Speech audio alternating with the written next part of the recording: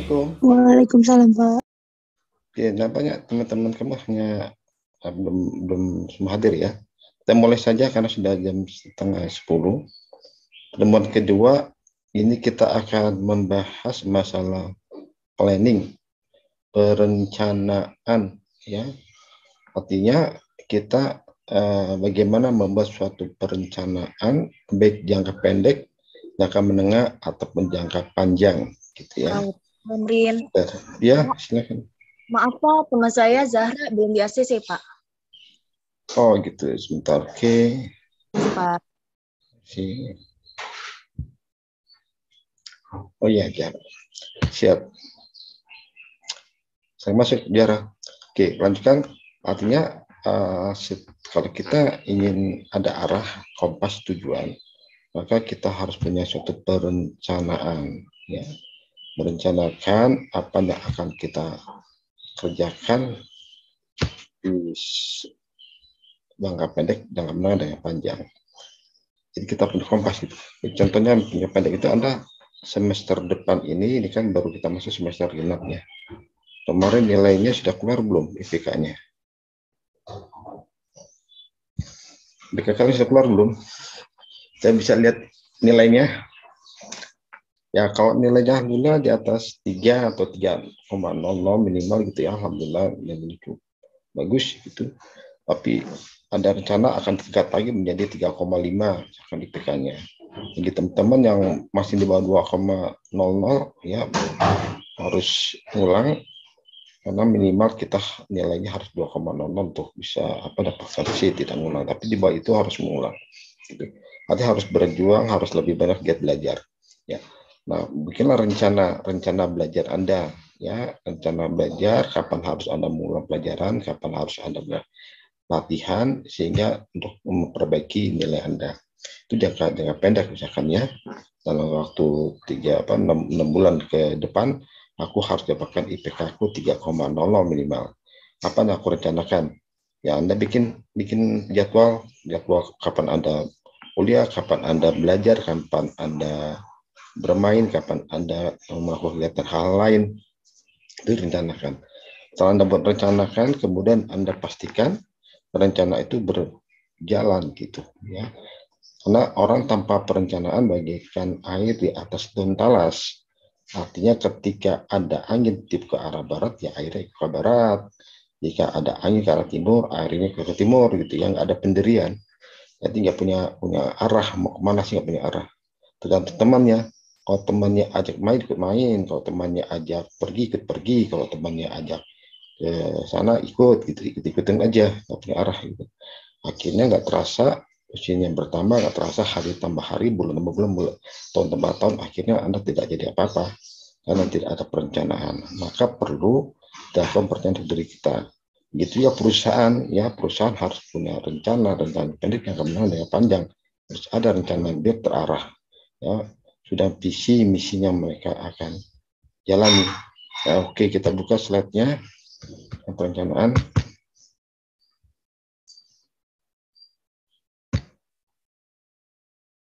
Oke, saya besarkan dulu.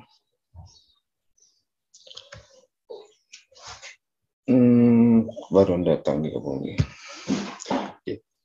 Fungsi dari manajemen ya kemarin kita udah bahas di pertemuan kita pertama menurut Gary, yaitu adanya planning, organizing, activity, dan controlling. Planning apa sih planning? Proses manajemen awal di proses perencanaan, karena dalam perencanaan terkandung penetapan tujuan dan bagaimana mencapai tujuan yang telah ditetapkan. Jadi dalam perencanaan ada suatu tujuan, maka harus ada tujuan Anda kuliah untuk apa, gitu. Kemudian tujuan Anda belajar satu semester untuk apa, gitu kan ya. Ada itu jangka pendeknya per semester itu Anda tujuan dan untuk mendapat nilai-nilai yang tertinggi. Ya, dan tujuan harapan nanti saya di wisuda nilai saya tinggi, ya. Kalau nilai tinggi untuk melanjutkan ke program S1, untuk melanjutkan untuk kerja dan sebagainya itu akan mudah gitu ya, akan sebagai modal awal kita gitu. Kemudian setelah selesai kuliah, tujuan saya apa sih? Tujuan saya bekerja di perusahaan asuransi, apa tujuan saya untuk buka usaha, atau tujuan saya berwira swasta, atau tujuan saya apa, Anda tulis gitu. Sehingga harus ada tujuan yang akan dicapai. Ya, jadi arah kita mencapai. Sama ya, kegiatan kuliah juga gitu. Ya, Anda ke kampus tujuannya apa sih? Tujuan setelah saya kuliah, ikut yang kedua, bukan tujuan saya kedua ada saya ikut menjadi senat mahasiswa, atau saat mencari pengalaman baru, ya membuat suatu perencanaan bersama senat untuk kegiatan kemahasiswaan. Kan ada tujuan apa tujuannya, agar punya pengalaman, agar punya banyak teman, agar punya banyak jaringan selama kuliah, ya, selain tentunya mendapatkan IPK yang bagus. Berbagai ahli manajemen memberi definisi yang berbeda tentang planning dan perencanaan. Oke, ini ada beberapa hard course planning apa yang suatu misi dan objektif, ada suatu misi harus capai, objektif harus capai. Untuk ahli lainnya mengatakan bahwasanya planning adalah proses membandingkan, menilai, memilih alternatif yang baik dari kegiatan yang akan dilakukan dalam rangka mencapai tujuan. Planning adalah membandingkan, kita bandingkan ya, dibandingkan. Artinya ini kan kita mungkin Anda punya teman SMA dulu, atau teman SD atau teman SMP. Anda lihat nih, Anda bersilaturahmi, Anda reunian, terus tanya, kamu sekarang kuliahnya di mana? Kamu sekarang apa gitu ya? Anda lihat teman-teman Anda bandingin pada diri Anda. Dia hebat ya. Oh, dia baru gitu ya. Oh, saya bersyukur ya gitu. Anda bandingkan dalam hati aja gitu. Nah, alhamdulillah jika ada teman Anda yang lebih bagus, Anda punya dalam hati, aku bisa kayak dia, masa aku nggak bisa sih. Ini kan dia aja mampu, masa aku nggak bisa sih, aku bisa deh. Gitu ya. Apa Anda kita sebagai compare, kita sebagai bandingkan untuk memotivasi diri kita, ya, memotivasi. Gitu. Bandingkan untuk bandingkan diri kita. Mana yang paling bagus di antara itu, di antara teman-teman Anda gitu ya, SD, SMP, SMA, ya, bagaimana mereka bisa membandingkan boleh, ya, ada yang lebih bagus, kita kan aku bisa lah seperti itu, ya. Kalau ada yang lebih apa di Anda bersyukur, alhamdulillah sangat seperti itu. Apa? Dan begitu juga perusahaan ya, sehingga perusahaan pun, sekolah pun membandingkan, misalkan kalau Anda lihat di supermarket di swalayan, ada Indomaret, Alfamart, pasti sebelahnya ada apa, Indomaret ya. Biasanya kalau ada Alfamart tuh di sampingnya atau di depannya tuh selalu ada Indomaret ya. Mereka juga membandingkan gitu ya. Dengan membandingkan akhirnya mereka menjadi mengcompare ya. Mereka akan lebih maju, aku harus lebih maju pada Alfamart. Indomaret juga bilang aku harus maju pada Indomaret. Gitu. Sehingga dia sebagai apa, kompetisi. Nah, gitu di kelas. Ya. Anda datang kuliah atau di antara teman-teman Anda yang paling pinter, yang paling aktif, yang paling hebat itu siapa? Harus dibandingkan. Dia bisa, masa aku nggak bisa sih? Aku pasti bisa kayak dia. Aku pasti bisa ngalahin dia. Aku harus lebih bagus daripada dia. Nilaiku harus lebih tinggi daripada dia. Apa dibandingkan untuk maka membakar semangat Anda untuk kuliah, maka membangun diri Anda bahwasanya Anda bisa mampu lebih bagus daripada dia. Dan ini kan teman Anda mulai dekat ya, teman sekelas, cari siapa teman sekelas Anda yang paling pintar, siapa teman sekelas Anda yang paling hebat, yang paling banyak kegiatannya, Anda bandingkan diri Anda, aku pasti bisa kayak dia, bahkan lebih bisa daripada dia, lebih di atas dia, aku bisa mampu. Ya, itu harus membandingkan untuk tujuan kita, menilai ya terus memilih alternatif. Kalau aku harus IPK besar dia, atau aku bisa mengalahkan dia di bidang IPK atau dalam bidang kegiatan, atau aku bisa mengalahkan dia dalam bidang apa ya, atau aku bisa mengalahkan dia dalam semua bidang. Ya. Ya. Anda mampu di mana, misalkan Anda kurang bagus dalam hal nilai, Anda bisa bandingkan dia dalam hal kegiatan. Gitu. Ya. Atau kalau hal kegiatan Anda kurang, Anda bisa bandingkan diri Anda lebih bagus di bidang olahraga atau di bidang seni atau di bidang lainnya. Ya. Tapi alternatif. Yang baik dari kegiatan yang akan dilakukan dalam rangka mencapai tujuan bersama. Oke. Ya, jadi setelah Anda bandingkan, kemudian Anda menilai, kemudian Anda memilih alternatif apa, ya kita bisa menentukan tujuan kita apa. Ya. Nah, dari pendapat kedua, planning ada sebuah proses estimasi kemungkinan yang akan datang, menilai kemampuan yang dimiliki untuk mencapai kemungkinan itu. Ya. Bisa saja kita ada pendapat itu mengatakan estimasi perkiraan kemungkinan akan datang. Kira-kira aku kemungkinan datang mau jadi ini. Kira-kira aku pantas nanti jadi apa setelah kuliah ya. Kira-kira aku nanti bisa jadi setahun lagi, 2 tahun lagi aku bisa jadi ini. Gitu. Anda coba kira-kira. Nah setelah Anda punya estimasi memperkirakan, Anda bikin alternatif kira-kira aku bisa nanti kuliah IPK aku bisa kira-kira 2,75. Kayak IPK aku bisa atas 3. Kayak IPK aku mungkin bisa di atas 3,5. Ya, Anda bikin 3 alternatif. Alternatif pertama Anda IPK Anda 3,5. Alternatif kedua IPK Anda 2 atau 3. Alternatif ketiga IPK Anda 2,75. Kalau ternyata sampai pada alternatif pertama, ya kira-kira estimasi pertama, kelihatan wah berhasil nih, ya, aku dapat IPK di atas 3,5. Kalau enggak, kan ada alternatif kedua, ya perkiraan kedua yaitu IPK aku cuma 3. Ya kalau nggak tercapai juga kan ada alternatif ketiga yaitu IPK aku 2,75. Gitu. Artinya Anda bikin perkiraan estimasi, Anda bikin tujuan semester ini IPK aku kalau memang maksimal aku bisa 3,5 atau ke tengahnya aku dapat IPK 3 atau paling bawah aku dapat IPK 2,75. Jadi bikin rank ya. Bikin alternatif 1, 2, 3. Sama tujuan 1, tujuan 2, tujuan 3. Kalau tujuan 1 berhasil, berarti Anda sudah benar-benar maksimal. Ya. Kalau ternyata sampai Anda tujuan kedua, ya Anda cukup berhasil juga. Ya. Tapi kalau ternyata Anda sampai pada tujuan ketiga, ya Anda tetap bersyukur ternyata planning Anda tepat, yaitu dapat IPK 2,75. Ya. Sama di planning juga begitu. Ada planning A, planning B, planning C. Ya. Kenapa bikin planning A, planning B, planning C?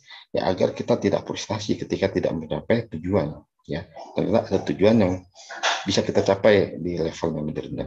Apa-apa. Planning adalah suatu proses yang rasional dengan menggunakan fakta masa lalu dan dugaan masa depan untuk menggambarkan pikiran masa depan.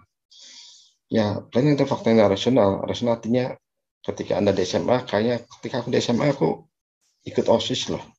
Ketika aku di SMA aku aktif di Rohis. Ketika di SMA aku aktif di di bidang lain gitu ya, di olahraga. Ketika aku di SMA kan aku aktifan ini loh. Kita lihat waktu aku di SMA tuh aku mampu deh sampai nilaiku rata-rata 8. Waktu aku di SMA kayaknya aku bisa bikin ini deh gitu ya. Nanti berarti kan yang lalu-lalu gitu ya, prestasi Anda atau suatu hal yang jelek juga gitu. Bandingkan. Kemudian Anda kira-kira untuk yang akan datang aku bisa nggak ya dugaan gitu kan. Jadi bahkan kira-kira kalau aku dulu punya pengalaman gini mungkin bisa aku kembangkan nanti aku begini ini ya. Kalau aku pernah di SMA dulu pernah gini, makanya di kampus atau nanti aku nggak mau bikin kayak gini ya, ya gitu ya, bikin rencana-rencana ya berdasarkan pengalaman dulu di SMA, berdasarkan pengalaman Anda dulu ikut di kegiatan baik di sekolah ataupun di rumah gitu ya. Dan dengan itu terus Anda kira-kira aku sekarang kuliah di Stimbra, aku sekarang punya tempat ini, nah aku pengen jadi ini nih kayaknya, mau bikin ini. Nah, bikin tujuan 1, tujuan 2, tujuan 3 alternatif. Planning A, planning B, planning C. Atau alternatif 1 untuk alternatif 3. Setelah tujuan, jalankan tujuannya. Jalankan, ya, kerjakan untuk mencapai tujuan tersebut. Kalau berhasil di planning A, alhamdulillah. Planning A berhasil, mungkin di planning B, alhamdulillah berhasil. Kalau nggak di planning B, planning C berhasilnya gitu ya. Nah, biar kita tahu kemampuan kita sampai di mana tujuan itu. Ya. Sesuai nggak tujuan kita, harus ada. Ya kalau kita nggak punya tujuan, tadi saya bilang bagaikan orang jalan tanpa arah. Ya, bagaikan kalau pepatah bagian air dalam talas. Jadi harus ada tujuan, harus ada planning. Ya, oke.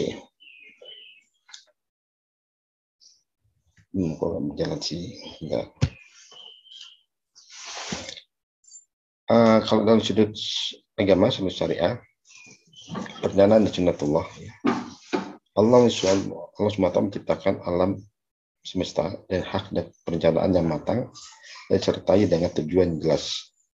Jadi Allah menciptakan manusia, menciptakan jin, menciptakan tanaman, menciptakan semua itu ada tujuannya. Bahkan menciptakan nyamuk aja itu ada tujuannya. Ada nyamuk kan suka gigit kita ya, suka kita. Apa tujuannya? Ya, tujuan diantaranya lahirnya obat nyamuk gitu kan, penyemprot nyamuk.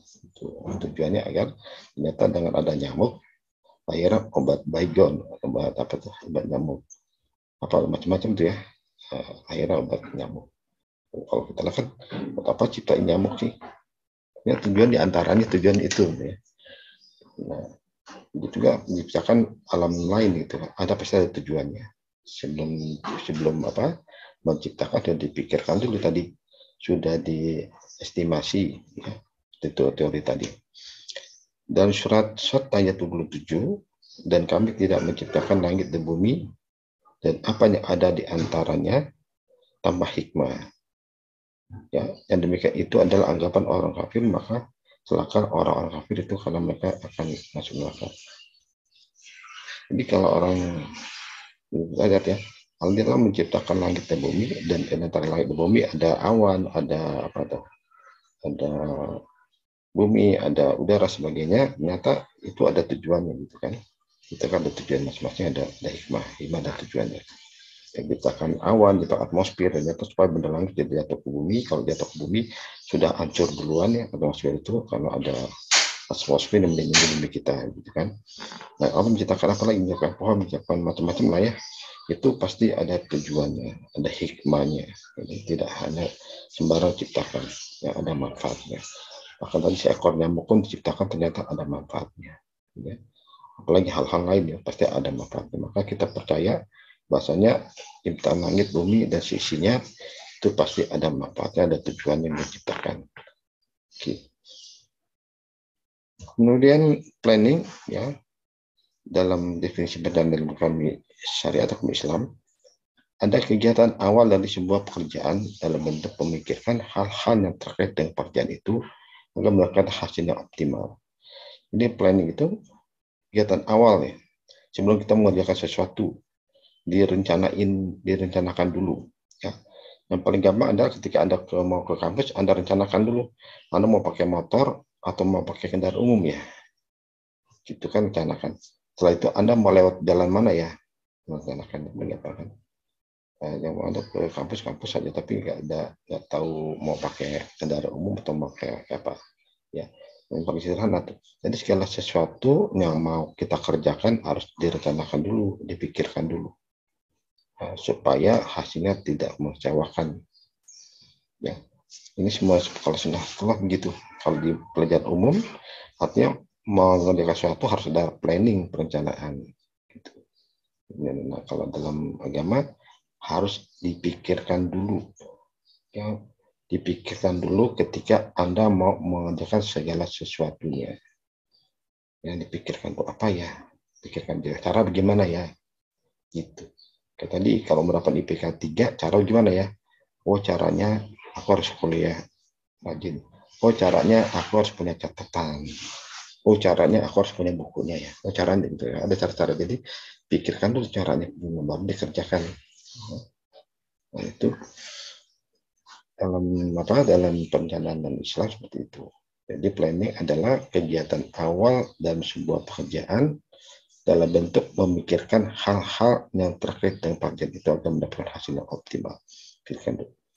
Berdasarkan hadis Rasulullah SAW yang diriwayatkan oleh Ibnu Mubarak, jika engkau ingin mengerjakan segala suatu pekerjaan, maka pikirkanlah akibatnya. Maka jika perbuatan itu baik, ambil. Dan jika perbuatan itu jelek, maka ditinggalkan. Jadi rencanakan dulu. Kita mau mengerjakan sesuatu, ya, dipikirkan dulu, direncanakan dulu, baik enggak nih ya. Kalau memang baik buat diri kita, kerjakan. Kalau tidak baik ya ditinggalkan, ya. Bismillah. Hebat ya sebenarnya. Artinya hadis mengatakan ya di sunnahnya bahasanya mau mengerjakan segala sesuatu jangan langsung kerjakan, tapi dipikirkan dulu akibat dari kerjaan perbuatan yang kita lakukan supaya kita menghindari kesalahan, menghindari kerugian ya, menghindari kecelakaan gitu. Jadi harus dipikirkan dulu baik dan buruknya ya. Atau direncanakan dulu ya, dalam bahasa manajemen direncanakan dulu. Jadi, kalau tanpa perencanaan lebih banyak ketidakberhasilannya, lebih banyak kekecewaannya kalau dia rencanakan belum. Jadi harus direncanakan dulu. Kayak kemarin kan teman-teman kalian yang aktif senat ya, rencananya kan mau ada diskusi ya, kemudian ada mau rencanakan juga mau bikin mau acara Ramadan ya, dengan ada narasumber gitu kan ya. Kemarin itu proposalnya ada yang mau acara buka puasa ataupun santunan buka puasa dan santunan kemarin ya, ada masker dan sebagainya. Itu kan sebelum dikerjakan dibikin dulu proposal gitu ya. Proposal itu kan suatu perencanaan kegiatan. Jadi dipikirkan dulu bentuknya apa ya, kemudian makanannya menunya apa, kemudian nanti maskernya seperti apa gitu rencanakan ya. Kemudian yang kemarin rencana mau panggil penceramah ya, kalau mau ngambil tentang pembahasan Ramadan di bulan Ramadan gitu kan. Saya bilang rencanakan dulu temanya apa yang akan dibahas, kemudian narasumbernya siapa yang akan dipanggil gitu, kemudian pesertanya siapa yang akan didatangkan ya, dari mahasiswa, kemudian pertasnya dari mana lagi gitu. Jadi dipikirkan dulu kegiatannya. Setelah dipikirin kegiatannya dituangkan dalam bentuk tulisan yang kita kenal sebagai proposal atau perencanaan ya, perencanaan. Gitu juga. Kemudian yang kemarin acara lomba detektif kan, alhamdulillah sudah dilaksanakan ya. Tinggal nanti saya tunggu laporannya hasilnya seperti apa ya. Itu kan rencanakan tempatin mana, siapa jurinya, bagaimana lombanya ya. Kemudian berapa lama ya kita laksanakan ini. Itu harus kalau dipikirkan. Ya. Nah, kalian gunanya manfaat ikut di senat, ikut kegiatan kemahasiswaan adalah Anda belajar untuk membuat suatu perencanaan. Ya. Perencanaan tadi dalam misalnya atau dipikirkan dulu, tapi kan membentuk apa? Planning membentuk proposal. Itu kan buat pemikiran, buat dilaksanakan. Ya. Jika planning itu bagus, pemikiran itu bagus, jalankan. Kalau tidak bagus, ya ditinggalkan. Gitu. Oke, beberapa aspek yang harus diperhatikan dalam membuat suatu perencanaan. Pertama adalah hasil yang akan dicapai. Jadi, ketika Anda membuat perencanaan, yang mau dicapai apa sih hasilnya? Gitu. Hasilnya apa yang akan dicapai ya? Saya merencanakan ini. Nah, nanti hasilnya buat saya apa ya? Hasilnya buat teman-teman apa ya? Hasilnya buat organisasi apa ya? Jadi bikin hasilnya dulu. Contoh besok nih komennya yang akan melakukan kegiatan buka puasa atau santunan. Ya. Hasilnya apa sih yang mau dicapai? Hasil membantu masyarakat dalam hal ekonomi misalnya. Di ekonomi yaitu memberi mereka bantuan berbuka puasa, memberi mereka bantuan berupa masker. Ya. Hasil mau capai, itu kan ya hasil mau capai. Kemudian memanggil narasumber, penceramah, hasilnya apa sih mau capai sih dari kegiatan itu? Hasilnya nanti kan teman-teman jadi lebih paham tentang Ramadan misalkan. Teman-teman akan lebih paham tentang bagaimana mengisi bulan suci Ramadan. Mungkin yang akan dihasilkan itu. Ya. Itu hasil jangka pendek dan hasil yang benar. Bahkan kemarin yang saya kasih masukan bagaimana kita bisa melakukan suatu kegiatan yang merencanakan suatu kegiatan tapi hasilnya bisa panjang ya, hasil berdampak dengan panjang. Misalkan bagaimana melakukan bimbingan ekonomi kepada mereka. Dan mungkin mereka kita kasih bantuan tentang manajemen, kasih bantuan bagaimana buka usaha, misalkan mereka buka usaha untuk membuat persiapan berbuka puasa, belajar bagaimana berjualan gitu ya. Jika kita kasih modal, mungkin kita ajarkan, kemudian mereka tidak punya pekerjaan, jadi mereka punya pekerjaan. Nah, hasilnya adalah mereka punya penghasilan, hasilnya adalah mereka punya pekerjaan. Nah, itu yang bisa. Nah, kemarin saya anjurkan kepada teman-teman senat mahasiswa. Ya. Jadi suatu perencanaan harus lihat hasilnya mau kita capai apa. Orang yang akan melakukan, kira-kira siapa yang akan melakukan, kita ngajak siapa ya, orang siapa di tempatnya untuk mengerjakan ini, kan kita pilih. Kita pilih, kita tentukan siapa yang akan mengerjakan, tentukan bagian seksi-seksinya, ini bagian seksi apa, ini bagian seksi apa, ini tanggung jawabnya siapa, ini tugasnya siapa, ditentukan orang-orang kita, teman-teman kita. Waktu kita tentukan pihak-pihak yang terlibat untuk rencana kita, ya. Berapa orang yang kita libatkan, berapa panitianya yang akan terlibat dalam acara itu, ya. Tugas panitianya apa aja tugasnya, bukan, ya. Job desk-nya bagaimana panitianya itu, ya. Setelah tadi tentu pertama hasil yang kita tentukan, waktu dan skala prioritas, ya, ini juga waktunya berapa lama ya untuk mencapai kegiatan itu. Waktunya bisa jangka pendek, jangka menengah, dan jangka panjang. Gitu. Tentukan rencana kita bikin ini waktunya cuma 1 minggu, atau waktunya 1 bulan, waktunya 1 tahun, atau waktunya jangka menengah atau jangka panjang. Ya, rencana kegiatan yang akan melakukan, tentukan waktunya kapan, berapa lama waktunya, ya, berapa lama waktunya, bisa pendek, menengah, ataupun panjang. Tidak harus ada rencana waktunya. Dan skala prioritas, artinya yang paling penting itu apa dulu ya. Setelah kita tentukan tujuan yang mau kita capai, orang-orang yang mau kita kita ajak, kemudian apa tuh yang harus kerjakan nih? Apa cari dana dulu, ya, atau cari pesertanya dulu, ya, atau cari narasumbernya dulu, atau cari sponsornya dulu. Tentukan skala prioritasnya mana, ya, atau cari orang-orang itu yang mau Anda libatkan. Ya, tentukan tadi skala prioritas seperti itu, apa yang mau dikerjakan dulu, ya, atau bareng semua, ya. Kalau kita sudah punya organisasi, sudah punya bagian ini, bagi-bagi ini semua bareng, ya. Maka harus direncanakan, ya. Kemudian dana atau kapital. Nah, dananya dari mana? Ya, kemarin kan Senat mengajukan dana ke kampus, ya. Insyaallah mudah kampus untuk hal itu mudah ada, ya. Nanti kita akan bantu. Selain dari kampus, dana dari mana? Bisa dari sponsor.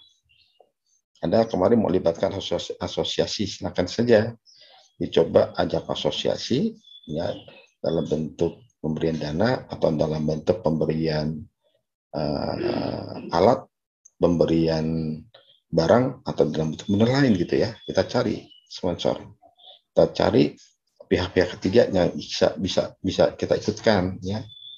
Kita ajak, kita ikutkan. Mungkin mereka bisa bantu tadi berupa promosi, ya, dikasih gratis kita untuk promosi tempatnya. Mungkin mereka bisa ngasih bantuan berupa benda, berupa barang, ya, berupa makanan untuk buka puasa misalkan, atau berupa masker untuk ngasih masker yang diperlukan, atau berupa apalah, ya. Kita cari pihak tertentu, kita cari donatur untuk mencapai kegiatan yang kita rencanakan, yang telah kita planningkan, gitu, ya. Jadi dana harus juga dicari sumber-sumber lain selain dari kegiatan kampus, ya, selain dari dana dari kampus. Nah, begitu juga ketika kita berjalan untuk diri kita pribadi, ya, kita punya dana berapa untuk mencapai tujuan kita, ya. Kemudian kita harus cari beasiswa kah, ya, atau kita cari pekerjaan kah sambil-sambil, ya, gitu. Oh ya, tadi ada ini kebutuhan broker di daerah Depok. Bagi kalian yang tinggal di daerah Depok, daerah Cibubur, sama daerah apa tadi? Bogor apa ya? Ada perusahaan broker butuh untuk staf teknik, ya, staf teknik. Nanti saya kirim itu nih deh, lowongannya secepatnya kalau yang berminat. Oke.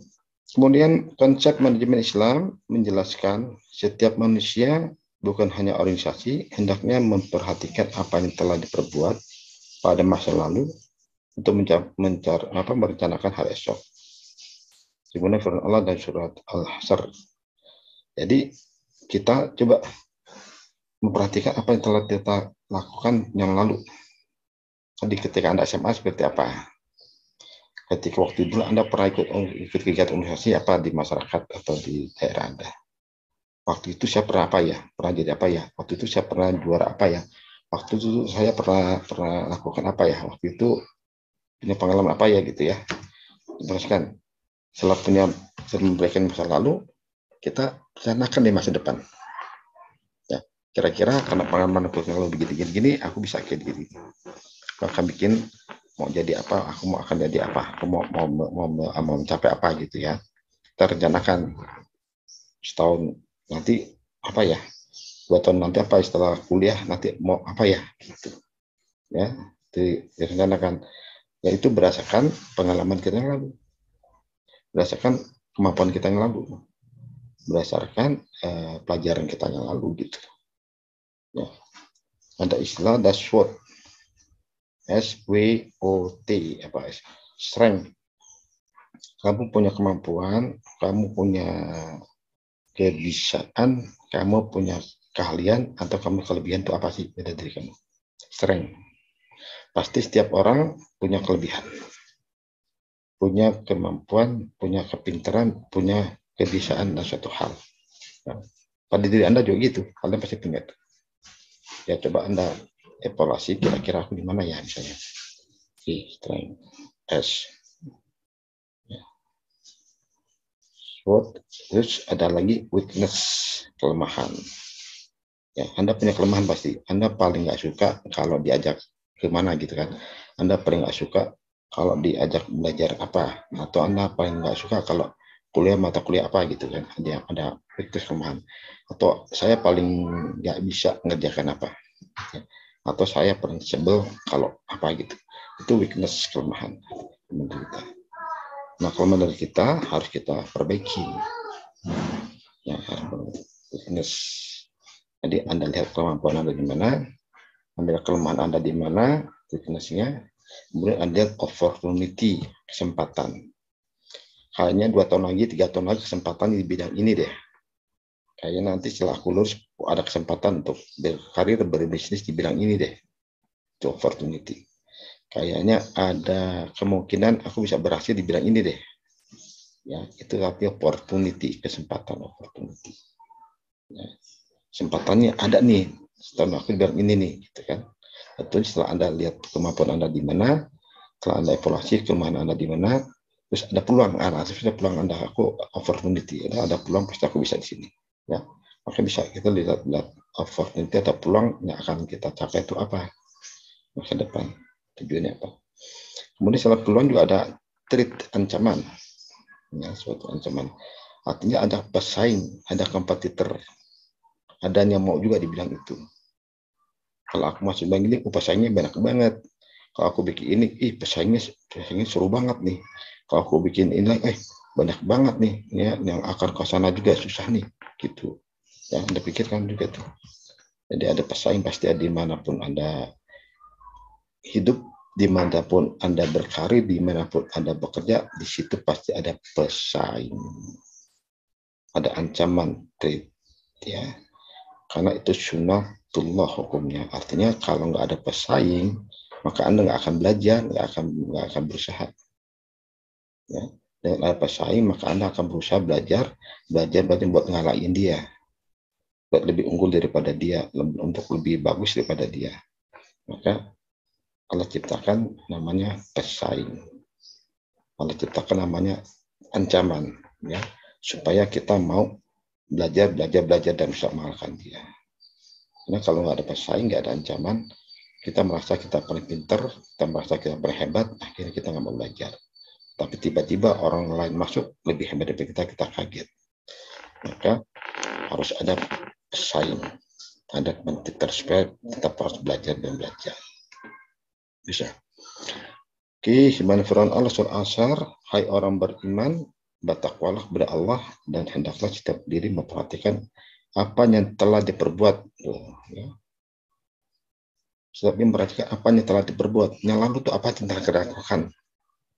Yang lalu kita bisanya apa sih? Yang lalu kita punya lemahnya mana sih? Yang lalu kita telah mengerjakan apa sih gitu ya. Apa yang telah diperbuatnya dan untuk hari esok. Nah, hari esok gimana nih? Rencanain hari esok. Hari esok saya mau bikin ini, hari esok rambut bahkan mau merencanakan ini. Ya, sesuai dengan kemampuan dan strength, kekuatan, dan sesuai dengan kelemahan dibilang apa. Berarti kalau kita punya bahan itu, kita nggak akan membuat ini, karena kadang kita lemah dalam bidang ini. Dan opportunity, peluangnya apa ya? Peluang dan adanya kompetitor ancaman. Oke. Jadi untuk hari esok kita lihat, kita siapkan. Hari esok planning ya, kita rencanakan ya. Dan bertakwalah kepada Allah, sesungguhnya Allah Maha mengetahui apa yang kamu kerjakan. Kita yakin semua kerjaan kita pasti dilihat oleh Allah. Semua pekerjaan kita, rencana kita pasti disaksikan oleh negatif neraka yang di kanan. Ya, kalau Anda niatnya bagus, kerjakan yang bagus, insya Allah akan dipermudah. Itu asal direncanakan, dipikirkan dulu. Ya. Dipikirkan dulu. Oke, tujuan dari perencanaan atau planning dapat mengurangi ketidakpastian masa depan karena dalam planning kita sudah berusaha mencari alternatif yang terbaik dan harus diketahui semua unit yang terkait dengannya.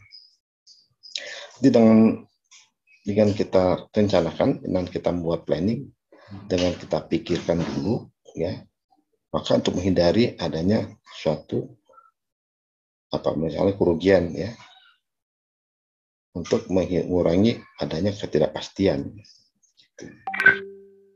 Kalau tujuan kita sudah kita rencanakan mau jadi apa, yang mau kita kerjakan sudah kita pikirin hasil seperti apa, ya, kemungkinan hal itu akan mengurangi ketidakpastian, ya, karena kita sudah pikirkan dulu, karena kita sudah rencanakan dulu. Jadi yang tidak pasti kemungkinan akan lebih pasti gitu, ya. Oke. Nah, tadinya gagal akan lebih berhasil karena sudah direncanakan dulu, sudah pikirkan dulu. Itu tujuan dari planning. Kedua, perhatian bisa fokus pada tujuan. Sebuah kegiatan organisasi tidak terpecah dengan tujuan lain. Artinya dengan sudah dipikirkan matang-matang, sudah direncanakan, sudah diplanningkan, artinya semua orang akan fokus karena fokus kerjakan itu, fokus kerjakan tujuan, fokus mencapai tujuan. Ya, fokus. Udah ada arahnya, udah ada kompasnya, fokus. Ya, itu perencanaan. Kalau belum ada perencanaan, nggak dipikirin, ya, maka kerjanya di kemana-mana nggak fokus. Nggak fokus. Karena nggak fokus, akhirnya nggak tercapai cita-cita tujuannya. Ya.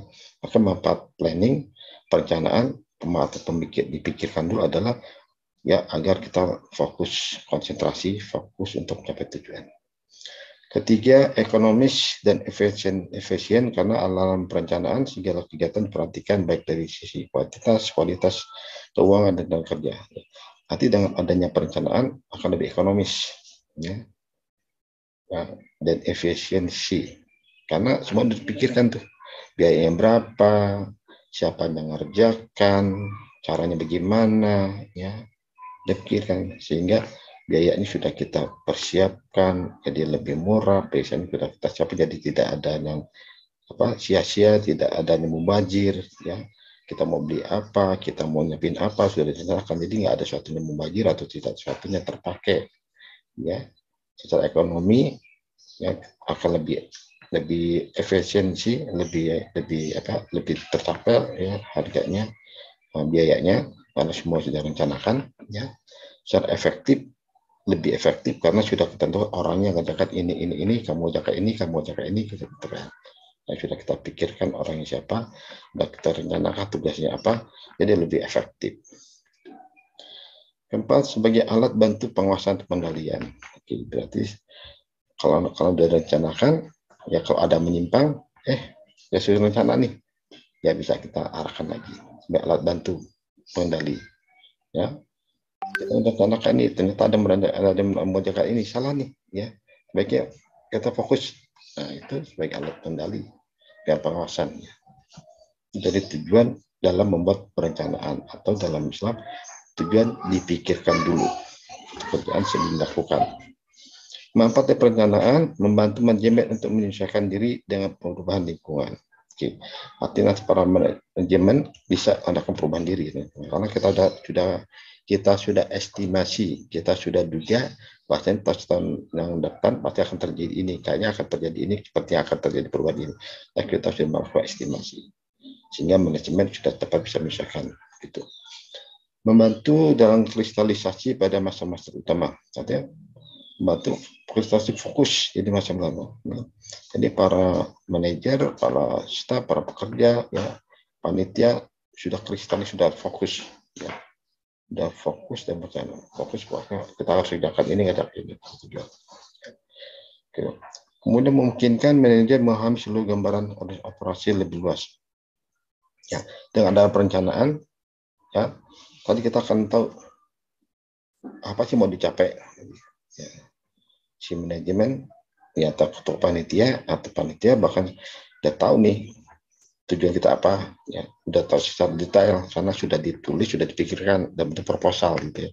Semua panitia udah baca proposal, semua staf, manajer, direktur sudah baca visi misi, ya sehingga mereka akan lebih paham secara lebih luas.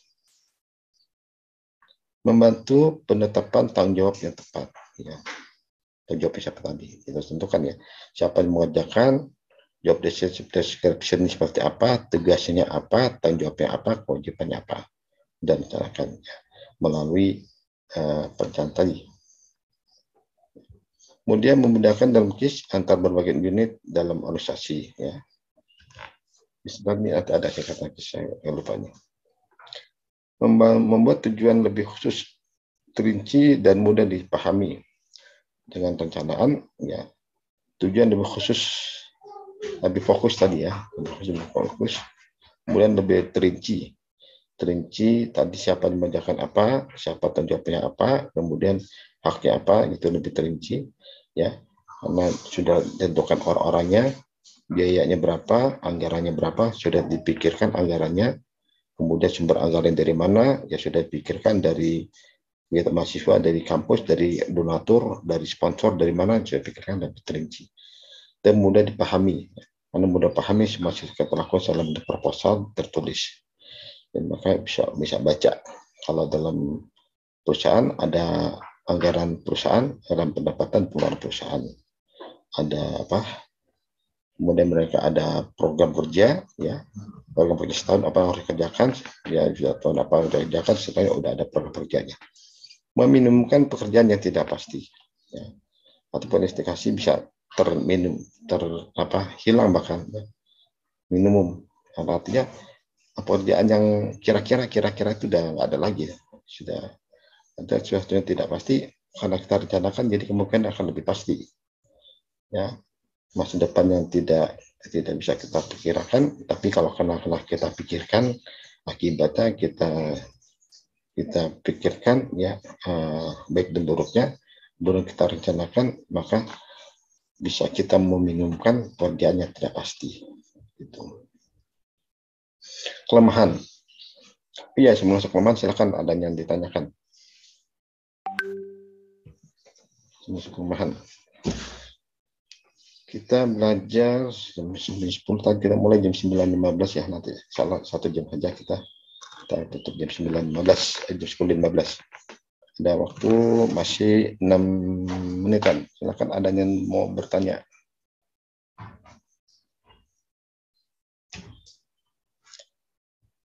Oke, karena tanya lanjutkan. Kelemahan dan perencanaan, apa kelemahannya? Pekerjaan yang cukup dalam perencanaan mungkin berlebihan dalam kontribusinya. Ya. Kemudian perencanaan cenderung menunda kegiatan. Nah, karena perencanaan menunda kegiatan maksudnya kan menurut rencananya kita melakukan ini dulu gitu ya. Biasanya Kalau direncanakan kan apa yang kita bisa kerjakan aja dulu. Gitu kan, ya. Tapi karena sudah direncanakan harus ini dulu, harus ini dulu, atau ini A dulu, B dulu gitu ya. Akibatnya sesuatu yang bisa kita kerjakan mestinya langsung kerjakan bisa. Ya. Karena karena sudah direncanakan akhirnya nggak boleh, harus kerjakan ini dulu baru kerjakan itu dulu. Artinya bisa menunda pekerjaan seperti itu.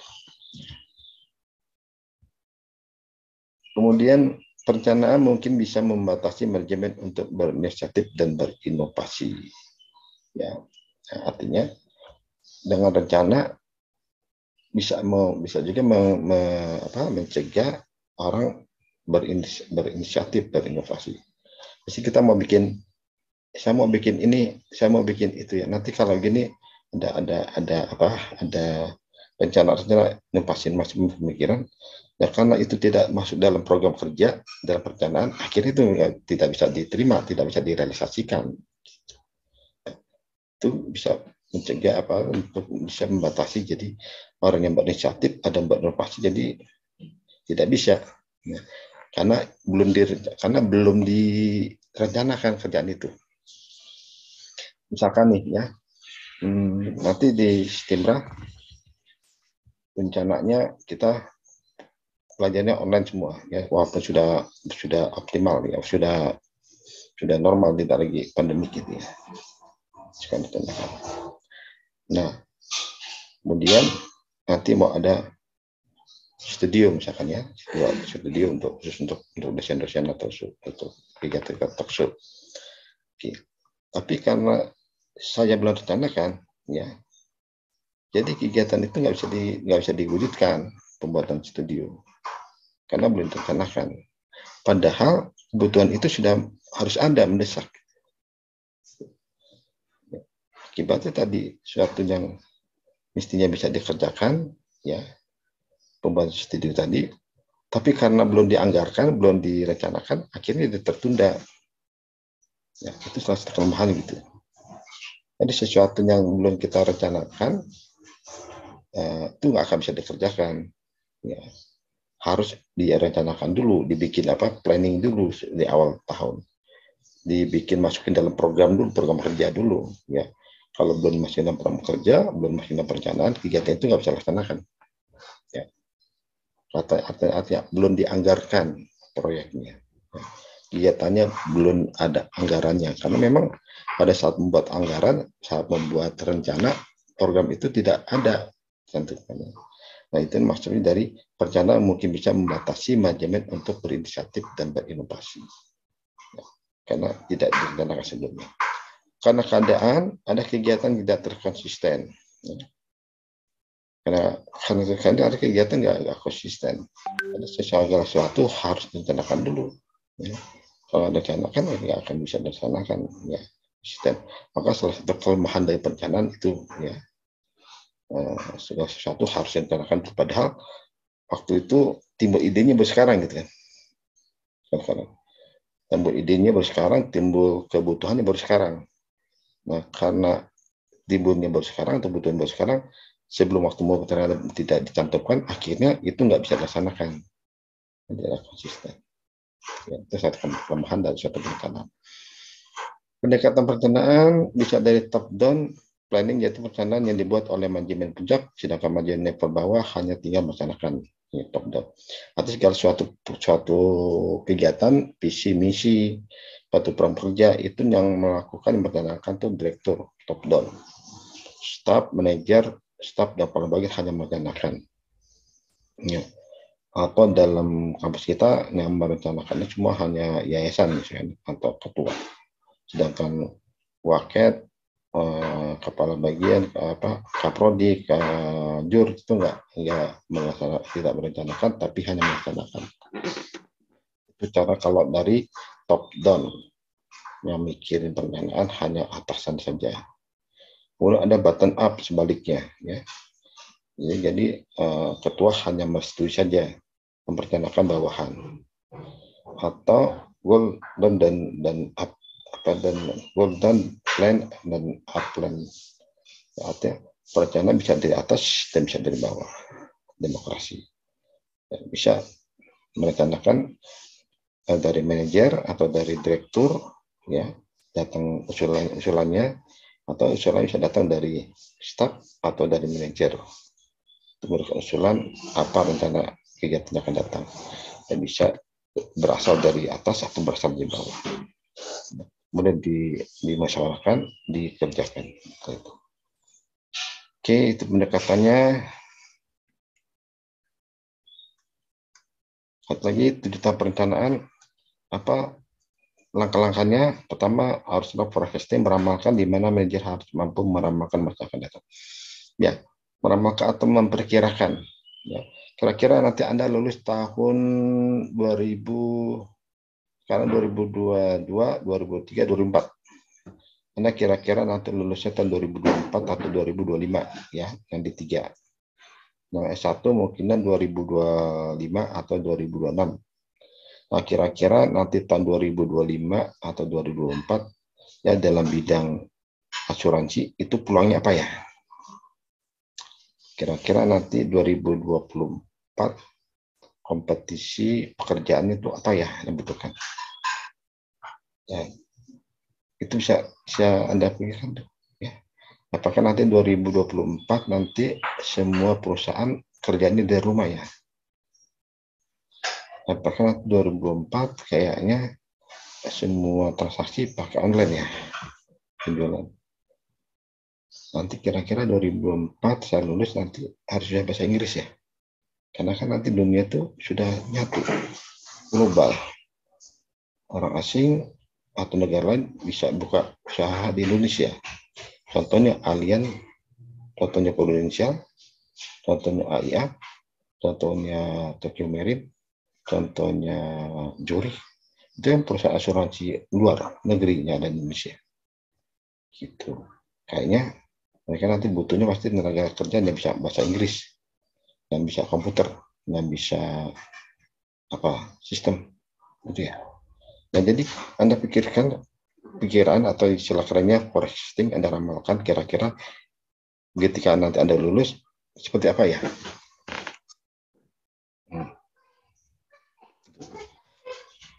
Kemudian kedua adalah establish objektif, menetapkan maksud dan tujuan dalam melakukan kegiatan. Harus jelas maksud dan tujuannya, target atau sasaran capai agar tidak menyimpang. Tujuannya harus jelas. Kalau Anda rencanakan nanti 2024 tujuannya agar saya apa, ya, tujuannya rencana ini agar apa gitu ya, harus jelas. Kemudian target juga targetnya apa ya, gitu ya. Targetnya saya lulus dengan nilai bagus, target saya selesai kuliah saya target saya kerjanya di perusahaan asing, target saya nanti saya kalau bisa bekerja di perusahaan lokal atau perusahaan internasional, target ya.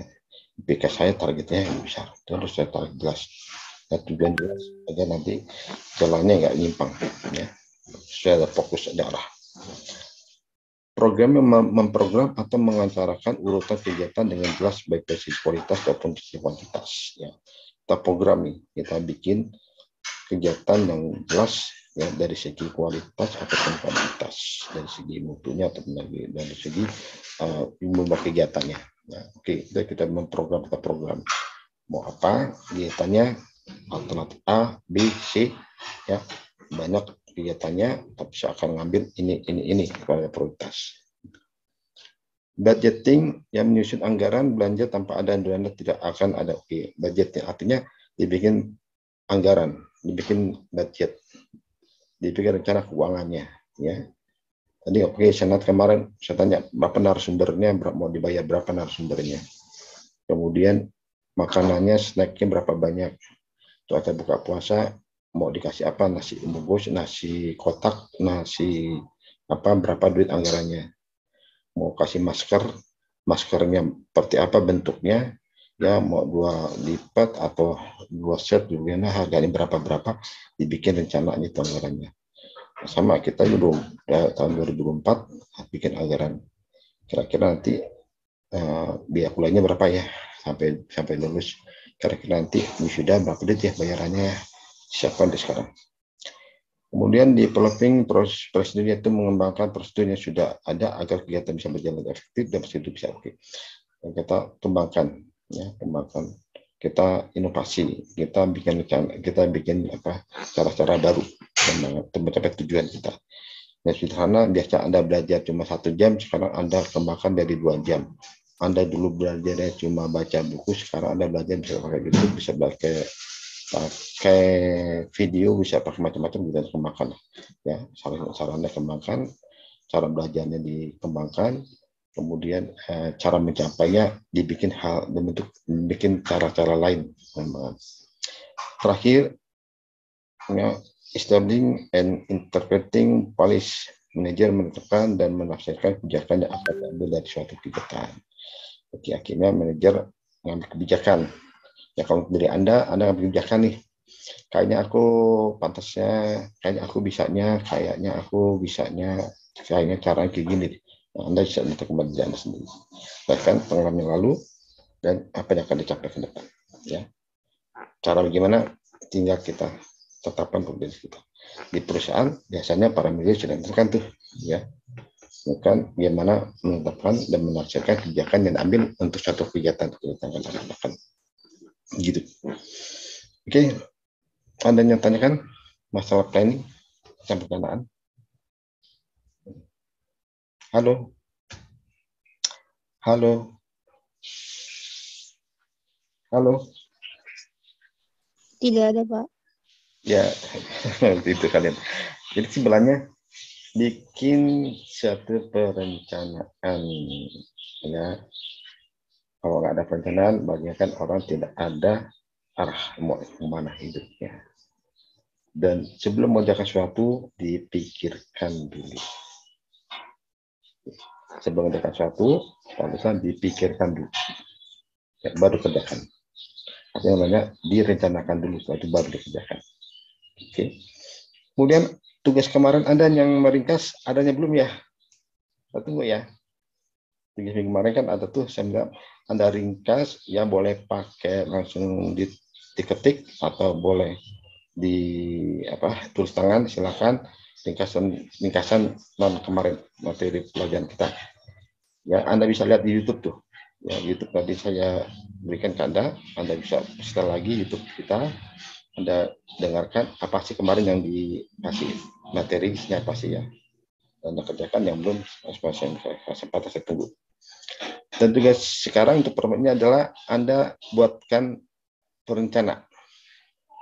Oke, Anda buat rencana nanti Anda lulus mau apanya mau jadi apa sih? Ya. Jadi yang D3 kemungkinan lulus tahun 2024 ya. Kan Anda kan semester 2 ya. Semester berapa? Semester 2 2022 nanti 2023 Anda semester 3, 4 dan 5 ya, 3 dan 4. Nanti 2024 Anda semester 5 dan 6 lulus.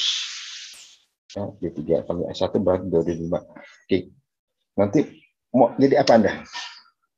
Mau apa Anda harus katakan? Jadi tugas Anda adalah bikin rencana. Ya. Dan bikin rencana 1 minggu depan kita dikumpulkan rencananya apa? Planning Anda apa? Planning dalam bentuk karir boleh, planning dalam bentuk cita-cita Anda boleh, ya terserah Anda. Pokoknya Anda bikin planning. Dikumpulkan ya nanti di email atau di WA ke saya. Ya saya tunggu sampai Jumat depan. Itu aja. Oke, silakan. Bisa Pak, putus-putus Pak, maaf Pak. Bisa tadi yang tugasnya tadi itu setelah lulus Pak atau ya. Kalau jangka panjangnya berarti setelah lulus ya. Setelah lulus Anda mau jadi apa sih? Ya, rencanakan dari sekarang. Oke, katakan tadi kalau anaknya untuk D3 kemungkinan Anda lulusnya tahun 2024 kemungkinan. Ya, nanti Anda mau jadi apa sih nanti 2024? Rencanakan dari sekarang. Yang S1 kemungkinan 2025. Dan 2025 mau jadi apa sih nanti gitu, ya. Dari sekarang harus ada planning ya, rencanakan. Gitu. Boleh nanti beberapa lembar bisa bisa 2 5 lembar atau 4 lembar ya Anda bikin aja. Ya, dikumpulkan sampai hari Jumat depan. boleh di email atau di WA ke saya, ya, diketik saja. Oke, jelas? Jelas, Pak. Pak. Baik. Nanti materi lalu Anda ringkas yang belum mengumpulkan tugas melalui YouTube tadi sudah sebenarnya ya. Insya Allah nanti pertemuan kedua kita nanti akan saya kirim juga melalui kegiatan YouTube kita. Oke, kalau nggak ada tanya, terima kasih. Sampai ketemu di hari Jumat depan di jam 8 nanti ya, insya Allah jam 8. Oke, terima kasih. Assalamualaikum warahmatullahi wabarakatuh. Terima kasih, Pak. Ya, mari. Assalamualaikum. Salam.